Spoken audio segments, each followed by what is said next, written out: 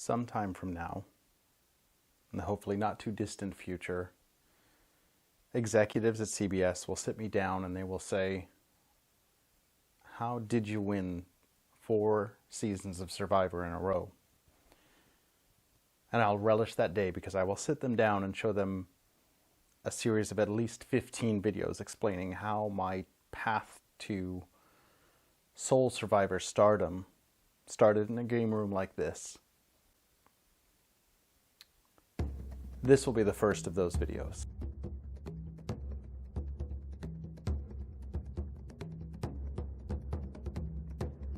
Dealing with puzzles within immunity and reward challenges is something that is incredibly common.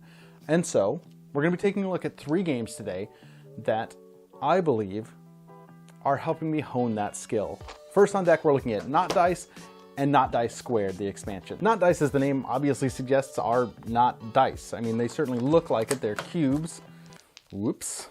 But they have different designs on each one. They can come together to make different patterns, different Celtic knot patterns. So what are they?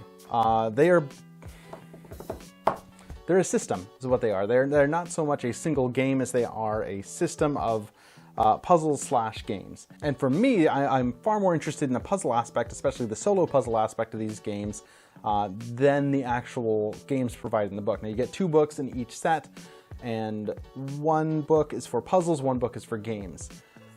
The puzzle aspect and trying to figure out how you can make these dice fit into the exact perfect shape that they need to fit in is what really drew my attention to this. Now, Not Dice introduced a type of puzzle where you set up the dice with each specific face set up in an exact setting, making it kind of annoying to set up if you didn't know the dice face. It was a small annoying problem that fixed itself over the course of about 5 minutes, and you were limited with the types of moves that you could make in the puzzles. And as I played through it, it was difficult, it was fun, it was exciting, but I couldn't help but think that, boy, I wish that I could just, rather than be restricted on which dice I could move, I wish I just had the dice out in front of me and I could move them any which way to try to make a pattern.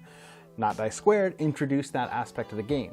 And while it was exactly what I was looking for, it was cool, I could move things every which way, it was far less challenging than the types of puzzles that originally came in here. Now, like I said, there's 2 different books and lots of different puzzles and lots of different ways that you can do it, and I really, really liked that. In particular, there's a game in Not Dice Squared where you use both sets and you are choosing from different pools, rolling and trying to complete the most possible complete sets that you can before you run out of dice. Ooh, it is a lot of fun. It looks really cool and was really, really entertaining. I mean, really the biggest annoyance I had was having to sift through the different types of dice that there were and get the exact right face, but ultimately loved it. The second game is Mondrian Blocks, as you've seen obviously by now. If this is in the future when I have won Survivor, why I've got such great spatial awareness when it comes to the puzzles that are presented in the challenges. This is one of the reasons why. Mondrian Blocks takes almost that, it feels a lot like that Traffic Rush game, I think that's the name of it, where you have a nice, let's take a look at it, where you've got a nice hard plastic setup with, you know, I mean, it's a toy, essentially it looks like a toy. The way the game works, there's different challenge cards and you look at the card and you use it as a reference on where to place the 3 black blocks. Once they're placed, your instructions are fill in the rest of this grid. Use the pieces and just fill it in. It sounds a lot simpler than it is. And it's the type of game that looks really cool, plays really fast and fun, and can be incredibly hard. But it's a game that you can leave out on your desk and try to figure out. Increasing challenges are there for you, and it is super cool. And if you buy multiple sets, you can race against someone. There's multiple different colors. The game is exactly the same, but each different color has a set of like 88 different puzzles. So this has 88 puzzles. If I bought like the yellow version, it would have 88 different puzzles, but the gameplay would essentially be the same. And the final game I'm going to be talking about today that I specifically wanted to get to practice for Survivor is the Simple 15 puzzle. It's a puzzle that if Tony Vlachos had in practice on season 28 of Survivor, he maybe wouldn't have looked like quite the madman in that particular challenge. But it's essentially a slide puzzle, and I'm used to seeing these in picture form. You know, you create a picture, and that's how it is on the show as well.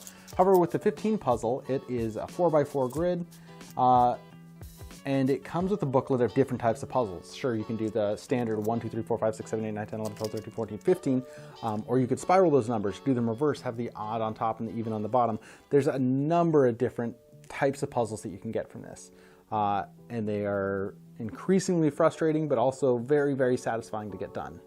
And so when I do get on Survivor and you see me tearing through those immunity challenges, know that it was because of not dice. It was because of Mondrian Blocks. It was because of the 15 puzzle. And I'm there. I'm ready to get on Survivor and just tear that game apart. All I have left to do is lose 150 pounds, get better at social interactions, be able to go stretches without eating, not be terrified of the elements or animals or bugs. But I'm there. I am ready to go.